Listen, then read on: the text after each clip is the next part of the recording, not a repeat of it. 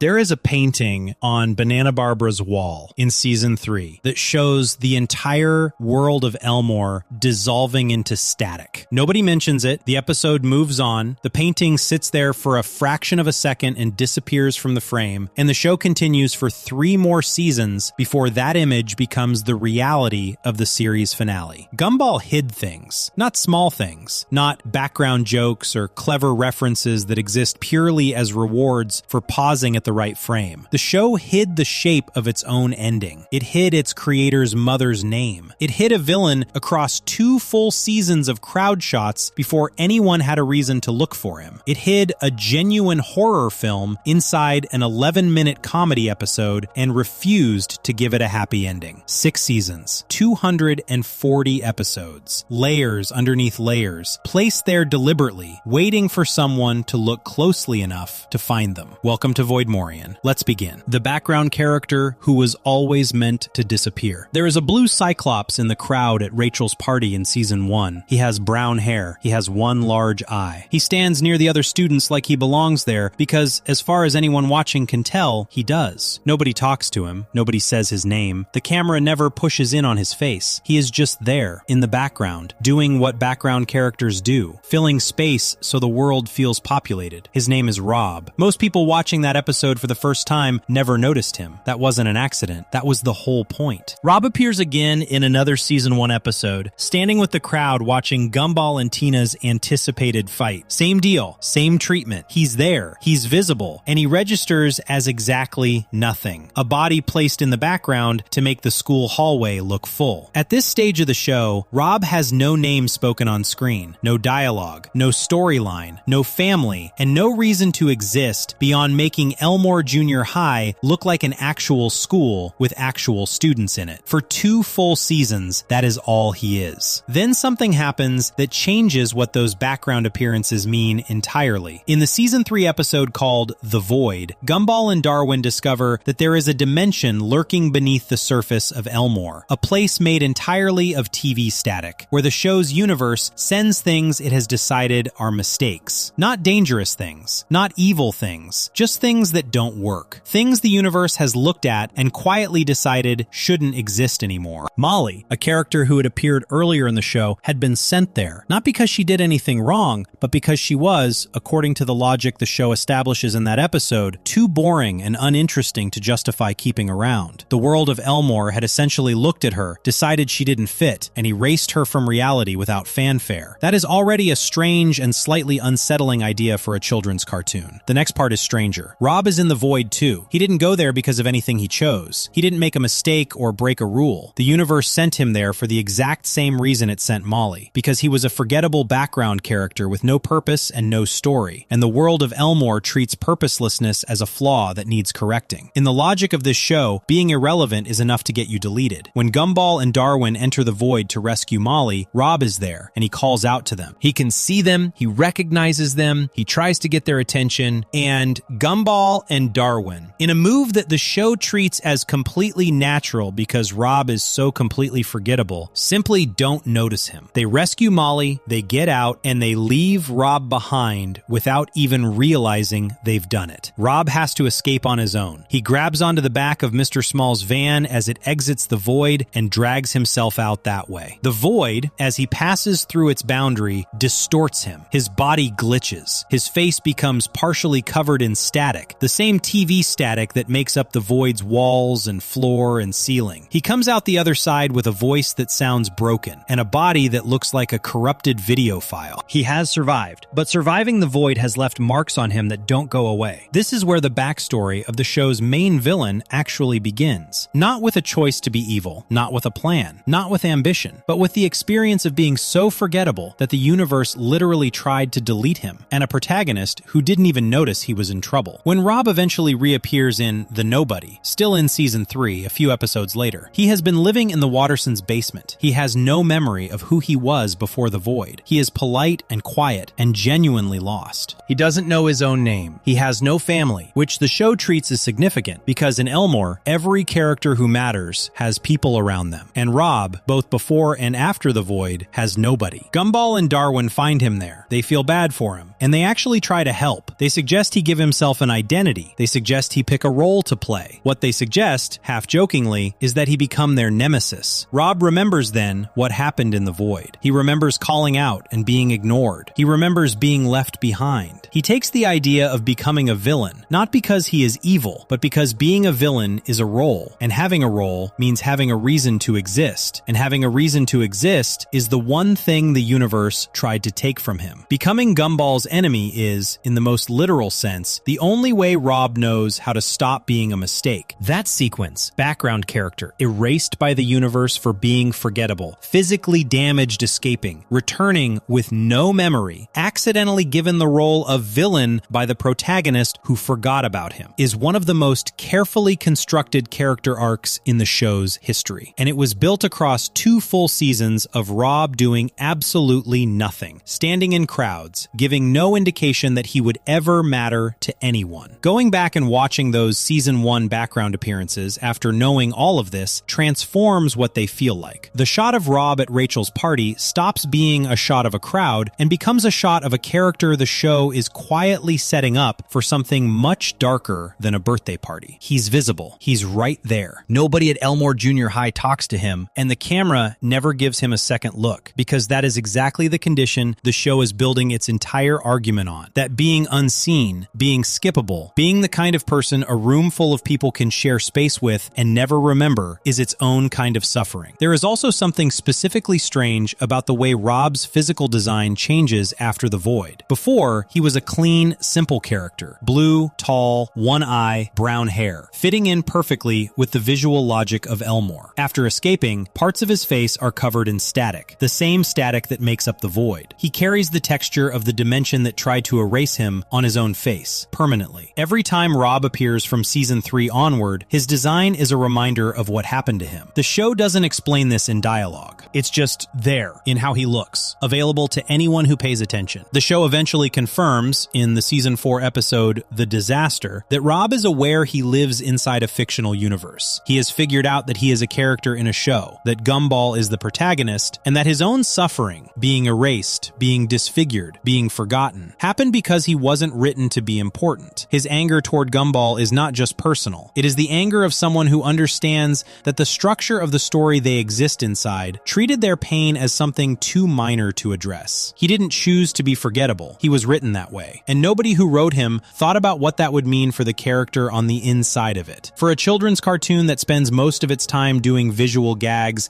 and absurdist family comedy, this is a remarkably dark idea to plant across 2 seasons and then slowly unpack. Most shows with a Rob-type character would introduce the villain in the first scene of the episode, where they become relevant. Gumball spent roughly 52 episodes making Rob so invisible that most viewers absorbed his presence the same way the characters in the show did, without noticing him at all, and then having to go back and reckon with what that invisibility actually meant. Rob also has no family. This is stated in the show, both by Gumball and by Rob himself. In a show where nearly every significant character has some kind of family structure, Rob's lack of one is treated as a fact of his existence, not a tragedy waiting to be explained. The implication, consistent with everything else the show establishes about how the void works, is that he was never important enough to be written a family. He exists on the edges of other people's stories. At parties he was placed in to fill space. In hallways he walked through without anyone registering his name. The show gave him all of that on purpose, every frame of it. And buried inside the season 1 episode, The Party, standing near the edge of the room, there he is, already carrying the weight of everything that hasn't happened to him yet. Before we move on, if you're enjoying this analysis, please consider subscribing. It helps the channel tremendously. What Rob's story establishes is something the show keeps returning to across all 6 seasons. The idea that the rules of Elmore are not just strange background details, but actual forces that shape what the characters can and cannot be. Rob got sent to the void because those rules decided he was a mistake. But Rob is not the only character the show quietly builds across seasons before pulling back the curtain on what was actually happening. There is another hidden thread running through the show, one that begins not with a villain, but with a painting, and one that ends with an image of the entire world of Elmore dissolving into static, planted 3 seasons before anyone watching would have any reason to understand what they were looking at. Section 2. The painter who was drawing the end of the show 3 seasons earlier. early. Banana Barbara does not seem important the first time she appears. She is Banana Joe's mom. She paints. She has a strange, distant quality to her, a little disconnected from the world around her, prone to accidents, not fully present in any conversation she is part of. For a long stretch of the show's early seasons, she exists as a background detail in Banana Joe's life, the kind of character who fills out a world without demanding attention. Most viewers clocked her as comic texture and moved on. That reading turns out to be completely wrong. The first hint that something more is going on with Barbara appears in The Shell, Season 3, Episode 20. The episode is remembered almost entirely for what happens to Penny, the moment her outer casing breaks open and reveals the glowing, shape-shifting creature underneath. That revelation is so emotionally large that it takes up almost all of the available attention in every scene it occupies. The episode works hard to make sure the viewer is focused on Gumball and Penny, on the fear and the chasing and the eventual confession of love in the forest. But there is a moment, brief enough that it is easy to miss entirely, where the camera passes through Banana Barbara's art room. On the walls and surfaces of that room, there are paintings. Most of them are not legible at normal viewing speed. One of them, if the frame is paused, shows Gumball running naked through a mall. At the point in the show where The Shell airs, that image means nothing. There is no context for it. No episode has happened yet in which Gumball runs naked through a mall. The painting sits there on Barbara's wall, visible for a fraction of a second, pointing at something that hasn't occurred yet. 2 episodes later, in The Oracle, that painting becomes the center of an entire story. The Oracle is the episode where Gumball, Darwin, and Anais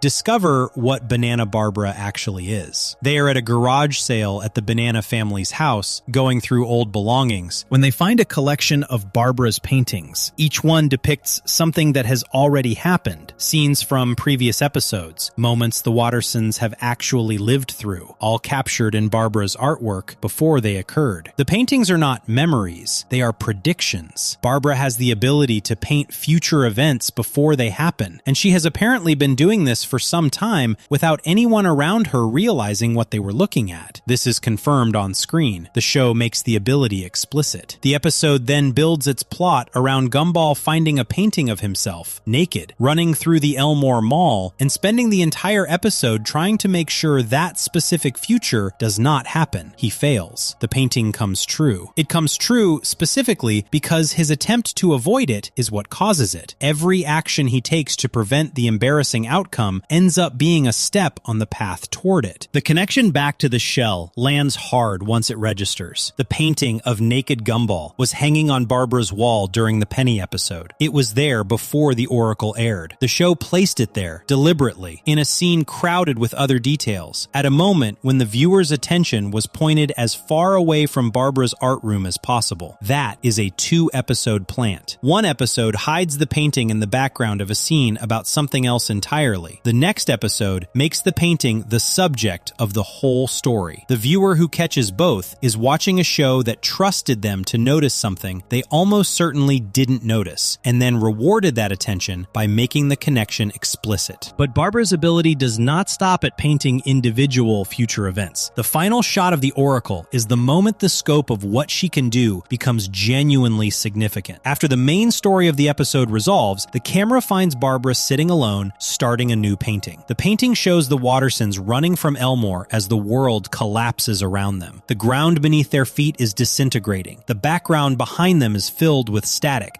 the same texture, the same visual language as the void. At the point in the show where The Oracle airs, most viewers would have registered this as a strange image and kept moving. The void had been introduced in the same season, but its connection to the show's larger direction wasn't yet clear enough to make Barbara's final painting feel like a prophecy rather than a surreal joke. The episode ends. Life continues. 2 full seasons pass. In The Inquisition, Season 6, Episode 44, the 240th and final episode of the original run, the void begins consuming Elmore. The world the show has built across 6 years starts dissolving into static. Rob falls. Gumball reaches for him. The screen goes dark. The image Barbara was painting at the end of The Oracle, 3 seasons earlier, is what the show becomes at the end of its run. The Tawag Wiki is specific about this. The entry for The Oracle states directly that at the end of the episode, Banana Barbara paints the Wattersons in the void, foreshadowing the void's eventual destruction of Elmore. The entry for However, The Future, a Season 6 episode that revisits Barbara's ability, confirms that the painting at the end of that episode also resembles the final scene of The Inquisition. Barbara was painting the end of the show from inside Season 3. There is a further layer to how this ability was constructed across the series. In The Shell, the episode before the Oracle, Barbara's prophetic paintings are visible in the background before the show has even told the audience she can paint the future. The ability is seeded one episode before it is explained, which means a viewer going back through the show in order, knowing what Barbara can do, will find evidence of it sitting quietly in the background of an episode where nobody mentions it at all. The construction works in 3 distinct stages. Stage 1 is The Shell, where the paintings exist but are not explained. Stage 2 is The Oracle, where the ability is confirmed and the final painting plants the image of Elmore's destruction. Stage 3 is The Inquisition, where that planted image becomes the show's closing reality. Between Stage 2 and Stage 3 is a gap of roughly 130 episodes and 3 years of broadcast time. Most hidden details in television are small: an Easter egg in a background, a name that connects to something else, a visual reference that rewards the viewer who pauses the right frame. What Barbara's paintings represent is something larger than that, a genuine structural thread built across the show's entire middle and late run that pointed at the ending before the ending was anywhere close to arriving. Director Mike Graves confirmed at a public Q&A, cited in the Tewog Wiki's entry for The Future, that the episode was specifically designed to center on Barbara's prophetic painting ability as established in The Oracle and The Shell. This was a deliberate creative choice. The thread was planned. Barbara was not an afterthought who happened to get a spotlight episode. She was a piece of the show's larger architecture, placed into Banana Joe's background the way Rob was placed into the crowds of Season 1, waiting for the show to turn around and reveal what she had actually been doing the whole time. The Future also adds one more piece of information that reframes Barbara's entire history on the show. Before working for Mr. Chanax at Chanax Incorporated, Barbara was apparently a competent and grounded person. The stress of that job pushed her into the distracted, accident-prone, barely present state she exists in throughout the show's run. Her strangeness is not who she has always been. Something happened to her. The show does not dwell on this or treat it as a major revelation. It drops the information into the future and moves forward, but it changes the texture of every earlier Barbara scene. The distant quality that made her easy to overlook was a symptom of something the show had already decided happened to her, before it ever said so out loud. There is also something worth sitting with in the specific image Barbara paints at the end of The Oracle. She is not painting a disaster she is afraid of, or a warning she is trying to communicate. She is just painting. The image comes through her brush the way all her images do, as a vision of what is coming, arriving without context or explanation. The Wattersons running from Elmore, surrounded by static, is not something Barbara understands. She is not alarmed by it. She simply paints it, and the episode ends. That detail matters because it reflects something true about how the show handles its own foreshadowing. Gumball does not announce what it is setting up. It places things in rooms where the camera briefly passes. It ends episodes on images that won't resolve for 100 episodes. It trusts that the information will sit in the background of a viewer's memory, the same way it sits in the background of Barbara's art room, present, visible, and patiently waiting to become legible. Barbara's name also carries a quiet connection to the history of animation. The Tewog Wiki notes that her name may be a reference to Hanna-Barbera, the American animation studio. This has not been officially confirmed by the creators, but for a show that is extensively and deliberately self-aware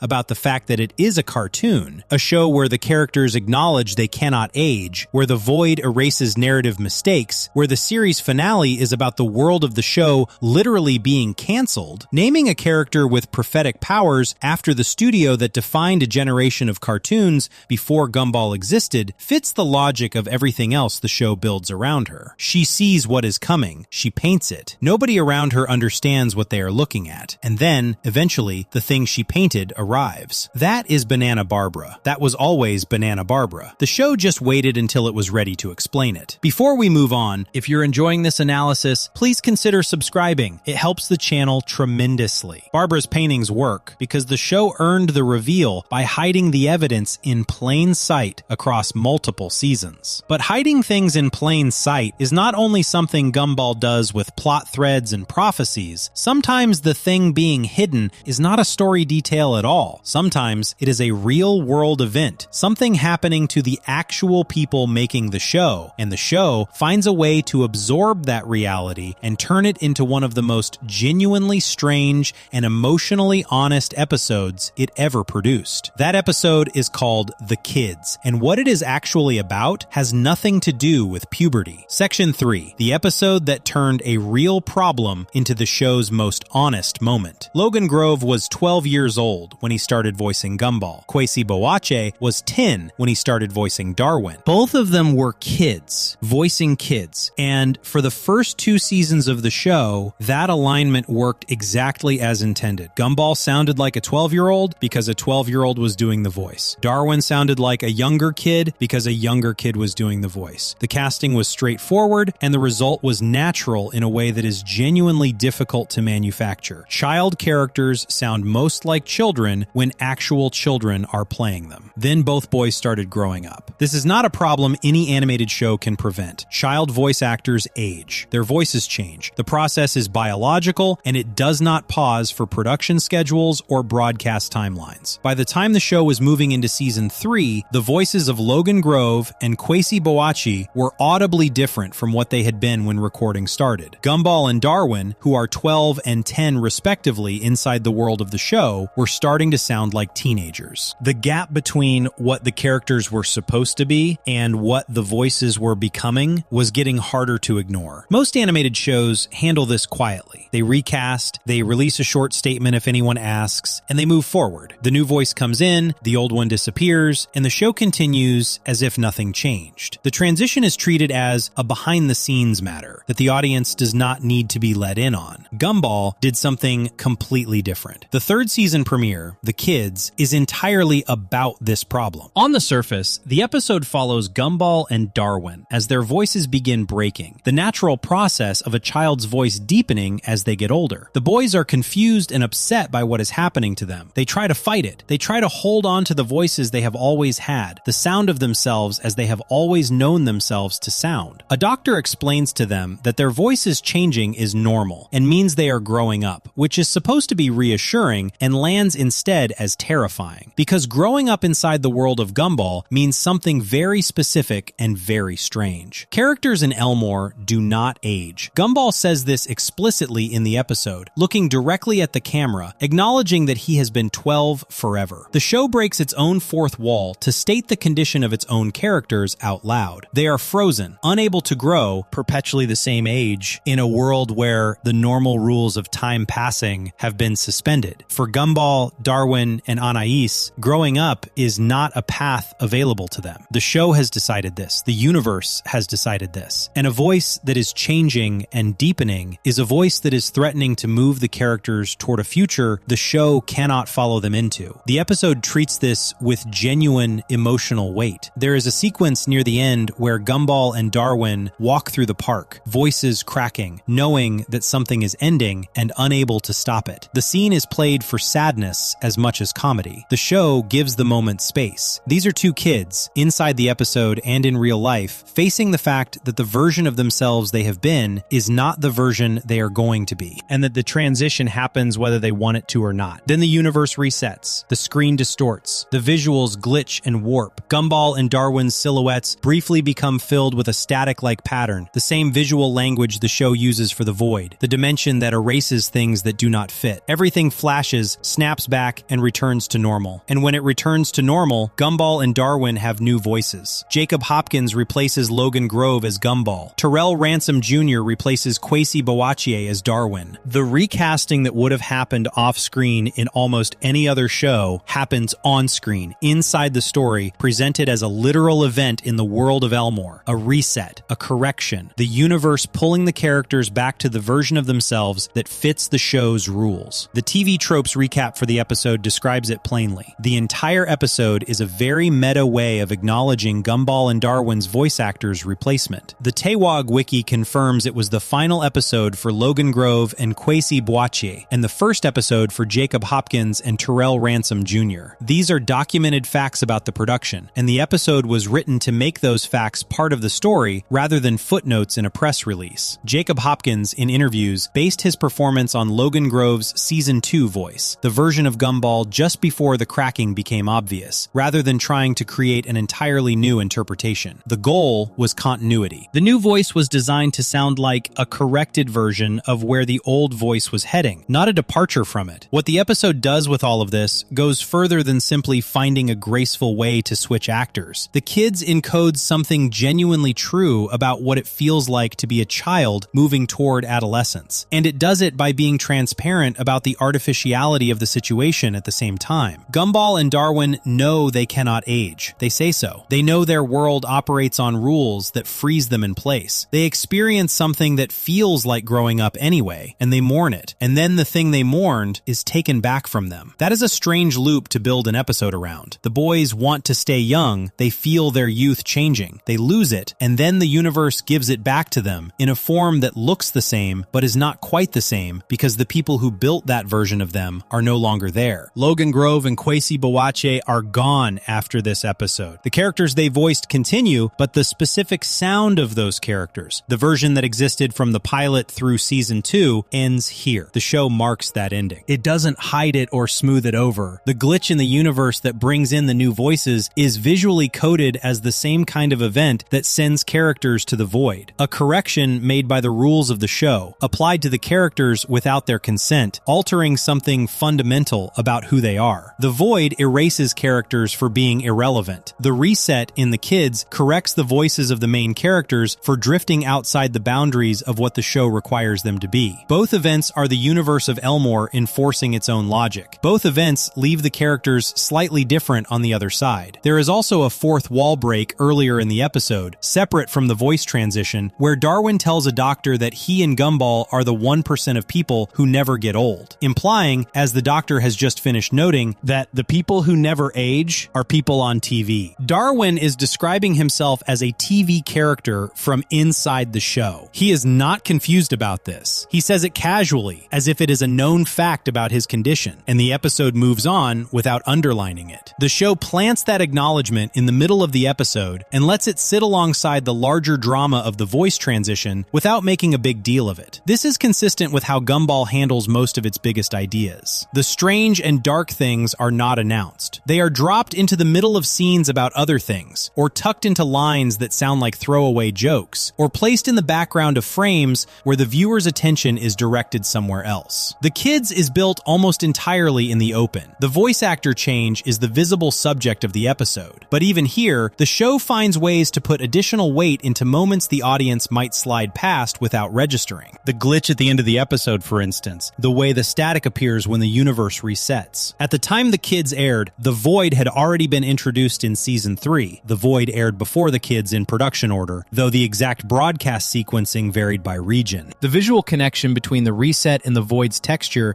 is available to any viewer who has seen both episodes. The universe correcting the voice actor situation looks, for a few frames, exactly like the universe erasing a mistake. The show does not explain this parallel, it just makes it visible. The episode also contains a specific musical element worth noting. The song Gumball and Darwin performed during the episode, called Make the Most of It, is about holding on to childhood and not wanting things to change. The shark bear gator creature from the earlier episode, the Gi, is referenced in the lyrics. This kind of internal callback, weaving earlier episode details into the fabric of a new story, is something Gumball does consistently across its run, and The Kids uses it to make the song feel like it comes from the full history of who these characters have been, not just from the crisis of the episode they are currently inside. Logan Grove, who voiced Gumball for 2 seasons, has spoken positively about the experience in interviews. Kwesi Boakye similarly remained connected to the show's community after his departure. The Kids' handling of their exit was respectful in the way that mattered most. It made their involvement part of the show's permanent story rather than something quietly retired. The episode was also the last one recorded with Grove and Boakye 12 days before Jacob Hopkins and Terrell Ransom Jr. took over recording duties, according to production notes cited in the TWOG Wiki's entry for The Voice, the episode that followed immediately after. The Kids is 11 minutes long. In those 11 minutes, the show turns a practical production problem into an episode about the specific sadness of things you cannot hold on to, about the way growing up takes something from you, even when the version of you that grows up is still you, and about the strange comfort of a universe that cares enough about its own characters to give them a way to stay. The universe in Elmore resets. The voices change. Gumball is still Gumball. Darwin is still Darwin. And the show continues, carrying in its own history the memory of two kids who started this when they were 10 and 12 years old, whose voices changed before the cameras, and whose exit from the show was handled with more honesty and more care than almost any behind-the-scenes transition in children's animation had any reason to be. Before we move on, if you're enjoying this analysis, please consider subscribing. It helps the channel tremendously. The Kids works because the show was willing to be honest about something real happening to the people who made it. That honesty, the willingness to take a behind-the-scenes fact and bring it fully into the world of the story, is something Gumball returned to more than once. But there is one other case where the show did not just absorb a real-world event into the story. It aimed the episode directly at a specific target, named the target in everything but name, and used the full force of its own fictional universe to respond to something that had actually happened to it. That episode is a direct confrontation, and the confrontation involved a real animated show that had stolen from Gumball in ways that were visible to anyone who watched both. Section 4. The episode that was a real attack on a real show that stole from Gumball. Somewhere in China, a production company watched The Amazing World of Gumball and decided to copy it. Not take inspiration from it, not make something similar in spirit, copy it, scene by scene, shot by shot, beat by beat. The show they made was called Miracle Star, and the first episode of Miracle Star recreated the first episode of Gumball, an episode called The DVD, so closely that the two could be played side by side, and the similarities were impossible to explain as coincidence. The characters were different in surface design. Gumball became a goat, Darwin became a frog, the family structure was rearranged slightly, but the scenes were the same. The framing was the same. The jokes were the same. The situations were the same. This was not a secret. Media outlets reported on it, the footage circulated, people who had watched Gumball watched Miracle Star clips and immediately recognized what had been taken. The story became part of the broader conversation happening at the time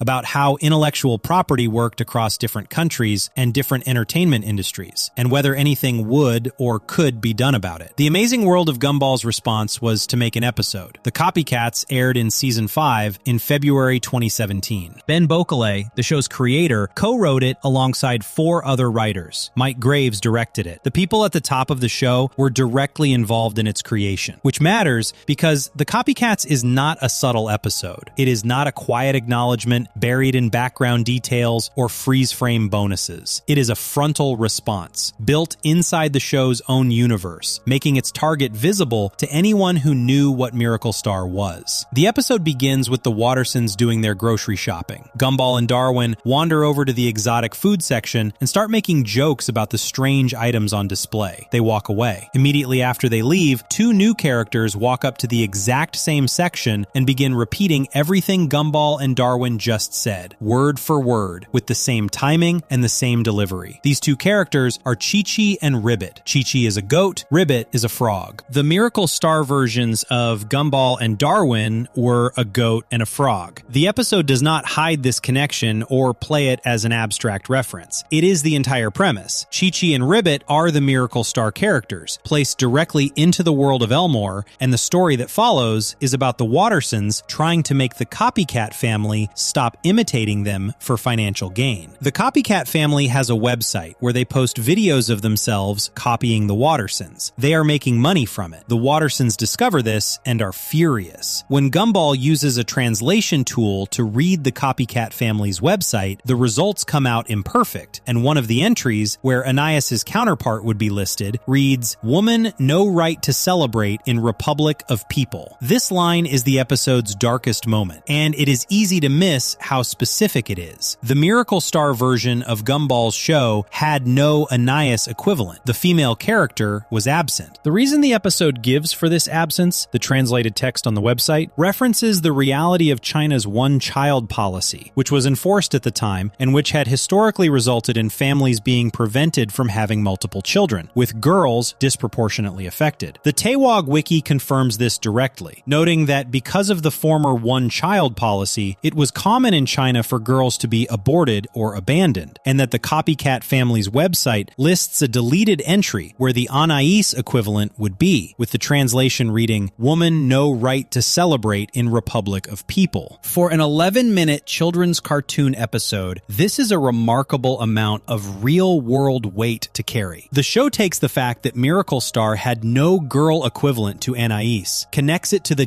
documented reality of how China's population policies affected families and encodes that connection into a piece of translated text on a fictional website that flashes on screen for a few seconds. A young viewer watching the copycats would likely read this as a joke about bad machine translation. An older viewer, or anyone aware of the Miracle Star situation and its cultural context, would read it as something much more pointed. The episode then escalates through a series of increasingly dangerous stunts. The Wattersons attempt to do things so extreme and so risky that the copycat family will be too afraid to imitate them. Each stunt backfires in some way, and the copycat family imitates it anyway. The sequence is comedic, but the underlying logic is real. The Wattersons cannot simply ask the copycats to stop because the copycats have no relationship with them beyond mimicry, and mimicry does not respond to requests. The only way to make the copying stop is to make being a copy too dangerous to continue. The climax involves a truck. The Wattersons perform a stunt with a moving truck that the copycat family attempts to replicate and fails, resulting in the truck going over a bridge. The Wikipedia article on the episode notes this sequence was highlighted by critics as one of the darkest and most effective action sequences in the show's history. The copycat family survives, but the episode ends with Gumball stating plainly that Chi-Chi's family is no more, which the show leaves deliberately ambiguous about what exactly that means for the characters. The musical number in the middle of the episode is called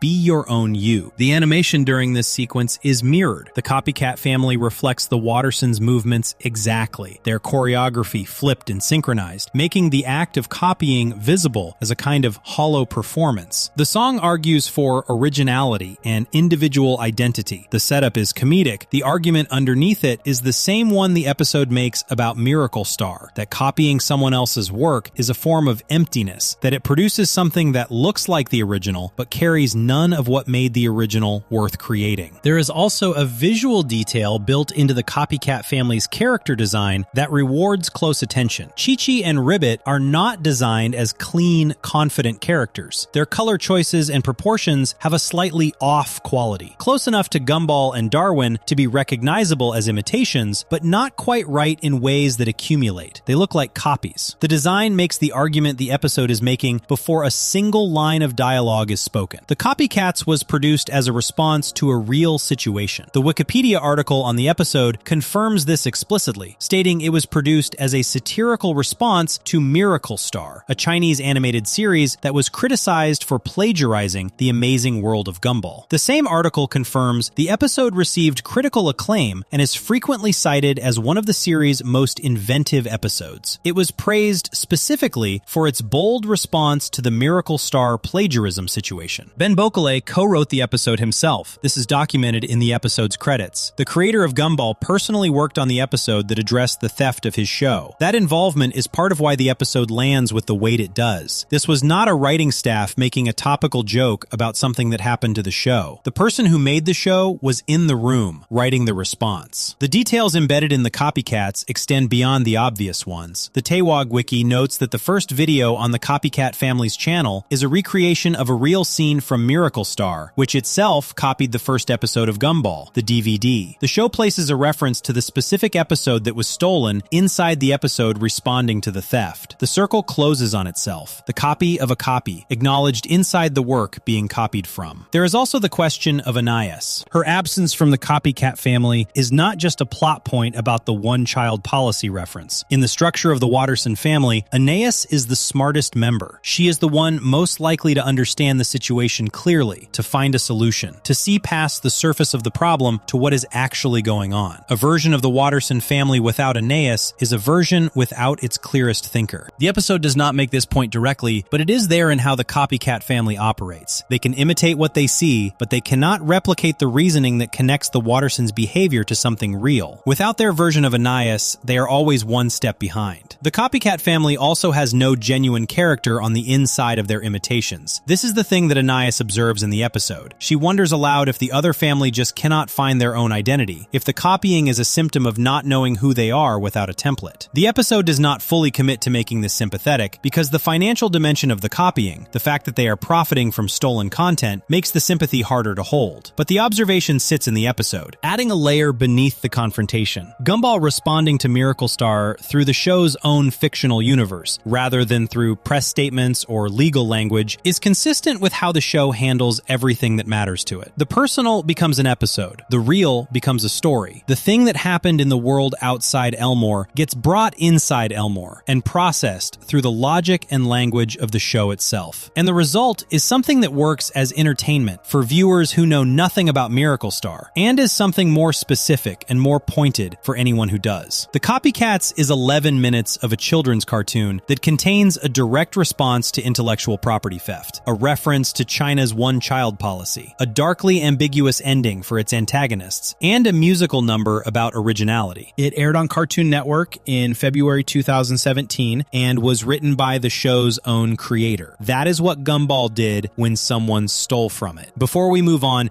if you're enjoying this analysis, please consider subscribing. It helps the channel tremendously. The Copycats worked because it took something real, an actual act of copying, and brought it fully into the show's own world. But there is another case where what the show brought inside its own world was something far more personal than a plagiarism dispute. Hidden inside one of the show's most emotionally resonant episodes, in a detail small enough to miss entirely, is the name of someone the creator of Gumball carries with him in real life. Finding it changes what the episode is actually about, and it changes what the show was quietly saying about the person who built it. Section 5. The name hidden on a report card and what it reveals about the person who made the show. The Choices is a season 5 episode about Nicole wondering if her life would have been better if she had made different decisions. The setup is a chaotic dinner. The kids are impatient, Richard is no help, the food catches fire, Darwin sprays Nicole with whipped cream. Nicole, at the exact moment she is about to completely lose her temper at her family, freezes. Time stops around her. And in that frozen moment, she asks herself a question she cannot immediately answer. How did things get to this point? And would a different version of her life have been better than this one? What follows is the most personal episode the show ever produced. Nicole travels back through her own history, watching the choices she made on a single day when she was young, the day she met Richard, and imagining the alternate paths those choices could have opened up. Each alternate path is explored. Each one ends badly in a different way. The episode makes its argument not through dialogue, but through the accumulation of futures that never happened and would not have been worth having. The episode was rated 9.8 on IMDb at the time of this research. For reference, that score places it among the highest rated individual episodes of any animated series on the platform. People who watched The Choices felt something real. The response was not primarily about the comedy, though the episode is funny in places. The response was about what the episode understood about adult life, about the way a person can stand in a moment of frustration and briefly imagine every road not taken, only to find that the road they are on is the one worth being on. None of that is the hidden detail. The hidden detail is on a piece of paper. Early in the episode's flashback sequence, when young Nicole is shown as a student, her school report card appears on screen. The report card is visible for a short amount of time. At normal viewing speed, most of what is written on it is unreadable. The content is not part of the episode's plot. It is background information, the kind of detail that fills a scene without demanding attention. If the frame is paused, the report card becomes legible. And on that report card, Nicole's maiden name is written out. The name is Senecourt. The TV Tropes recap for The Choices states this directly. Freezing on Nicole's report card reveals her maiden name to be Senecourt, which is actually the maiden name of Ben Bakalay's real mother. Ben Bakalay is the creator of Gumball. He built the show from an idea he developed in 2007 while working at Cartoon Network Development Studio Europe. He has described Nicole, Gumball's mother, as being based on his own mother, a woman he has referred to in interviews as a kick-ass woman who was a significant influence on him. Nicole's ferocity, her competence, her refusal to let anything defeat her, her deep love for her family expressed through effort rather than softness. These qualities were drawn from someone real. The Choices is the episode most deeply rooted in Nicole's interior life. It is the episode that shows who she was before she became who she is, what she gave up and what she chose, and why the choice she made, the chaotic, imperfect, whipped cream covered life she ended up with, was the right one. The episode takes the most emotionally significant character in the show and gives her the most emotionally significant episode in the show's run. And buried inside it, on a report card that flashes on screen for a fraction of a second, is the the real surname of Ben Bakalay's actual mother. This is not an accident. Nothing in Gumball at this level of production is accidental. The show's creator wrote Nicole as a version of his mother, then put his mother's real family name on Nicole's school records in the episode that most directly explores what Nicole's life felt like from the inside. The name is there for the viewer, who pauses at the right moment, in the right frame, and looks at a piece of paper the episode never asked them to look at. What this means for the episode changes depending on how closely it is held. At one level, The Choices is a beautifully constructed story about a fictional character processing the value of her own life. At another level, it is a creator using his show to say something about his own mother, about the weight of the choices she made, about the version of her life she built, about what it means to be standing in a frustrating moment and still be able to recognize that the frustration is part of something worth having. The alternate futures Nicole imagines in the episode are each a version of failure, but they are not cartoonish failures. They are specific. If Nicole had won the karate tournament she was rushing to when she met Richard, she would have graduated, become successful, become rich, been elected to high office, and eventually become a dictator, then been overthrown in a revolution. The episode shows this as a rapid sequence of images. The joke is the escalation, from tournament winner to futuristic ruler to revolutionary downfall. But the structure underneath the joke is real. Success pursued without the thing that gives it meaning tends to consume itself. If Nicole had stopped for Harold, a character who criticizes her appearance and her confidence specifically to make her feel small enough to date him, she would have ended up in a relationship built on erosion. The episode shows what that life looks like, too. The detail that Harold does what he does deliberately, that his criticism is a tactic, not an honest observation, is not a throwaway. The show gives this alternate future enough time to make clear what kind of damage this specific kind of person does. Every alternate path the episode explores is an argument for the path Nicole chose. Not because the path she chose is easy, the dinner is on fire, her family is chaos, nothing about the evening is going well, but because the alternatives are revealed to be hollow in ways the chaos of real family life is not. Richard's role in all of this is handled with more care than the show sometimes gives him. In The Choices, Richard is shown as someone Nicole initially has no particular reason to notice. He is not impressive. He is not remarkable. He is clumsy and slightly absurd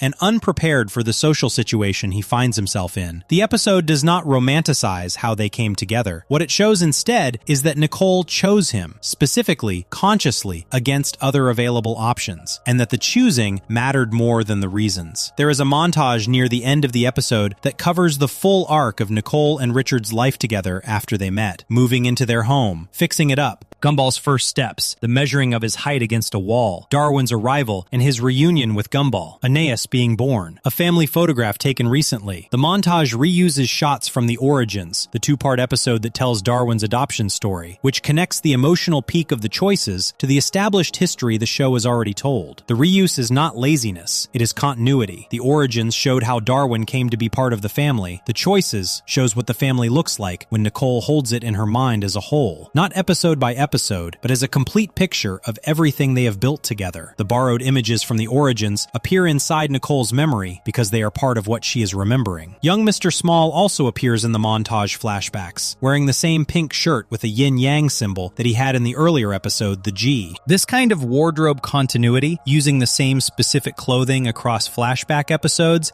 is something Gumball maintains more carefully than most animated shows bother to. Characters who appear in flashbacks are dressed consistently with other flashback appearances of the same era. The show tracks this. The episode ends with Nicole returning to the present, the frozen moment releasing, and laughter starting where anger was about to be. She does not explain to her family what she has just experienced. She does not tell them about the report card, or the tournament, or the alternate lives. She just laughs and starts a food fight. And the episode ends with the five of them throwing food at each other in a ruined kitchen, happy. The name Senecourt sits on a report card in a flashback that most viewers never pause to read. It connects a fictional character to a real person. It connects an episode about the value of the life a woman chose to the life of the woman the character was built from. It connects the creator of a children's cartoon to his own mother, quietly, in a frame that rewards the viewer who looks carefully and knows what they are looking at. Ben Bakalay put his mother's name in his show. He put it in the episode most directly about what his mother's life, or the version of his mother he built built into Nicole felt like from the inside. He did not announce this. He did not point to it in interviews. He placed it on a school report card in a freeze frame bonus and left it there. That is what The Choices is hiding, and finding it does not change the episode's emotional power. It deepens it, because now the episode is not only about a fictional mother reflecting on her fictional life, it is also about a real person made into a character being given the most honest and most loving episode the show ever produced, with her real family name written into the background of the scene where she is most fully herself. Before we move on, if you're enjoying this analysis, please consider subscribing. It helps the channel tremendously. The Choices hit its most personal detail in the background, in a name on a piece of paper that the episode never directly points to. That approach, hiding real weight in small places, trusting the viewer who looks closely, is something Gumball used across its entire run. But there is one case where the thing being hidden was not a name or a painting or a voice transition. The thing being hidden was the show's own understanding of how it was going to end. And the place it was hidden was inside an episode that most viewers remember only for being extremely strange and surprisingly dark. That episode came out in season 2. The ending it was quietly describing did not arrive for 4 more years. Section 6, the season 2 episode that was quietly describing how the show would end. Richard Watterson does not have a job. This is one of the most basic facts about the Watterson family. Richard stays home. Nicole works. The arrangement is established in the pilot and maintained across all 6 seasons without significant challenge. Richard being unemployed is not a plot point the show returns to looking for drama. It is simply the condition of his existence, as settled and unremarkable as the fact that Gumball is blue or Darwin has legs. The Job, season 2, episode 8, asks what happens if that condition changes. Richard applies for a position as a pizza delivery man by accident. He calls a number he finds, does not realize it is a job application, gives them his details, including his social security number, because he thinks it is a strange but normal request, and is hired. He is genuinely excited. Nicole, the moment she hears about it, is frightened. Not annoyed, not amused, frightened. In the specific way someone is frightened when something feels deeply wrong and they cannot immediately explain why. She sends Gumball and Darwin to follow Richard and make sure nothing bad happens. Something bad happens. As Richard rides his delivery scooter through Elmore, reality begins breaking down around him. Buildings flip upside down. The sky changes. People near his delivery route get stuck in time loops, repeating the same short sequence of movement endlessly. Animals behave in ways that contradict what animals do. The news reports a cascade of bizarre events spreading outward from wherever Richard has been. The fabric of the world, in every direction Richard moves through it, is coming apart. The episode plays this as comedy. The visual escalation is funny. Richard, entirely oblivious to what is happening around him, cheerfully raps about his new job while leaving a trail of collapsed reality behind him. The contrast between his contentment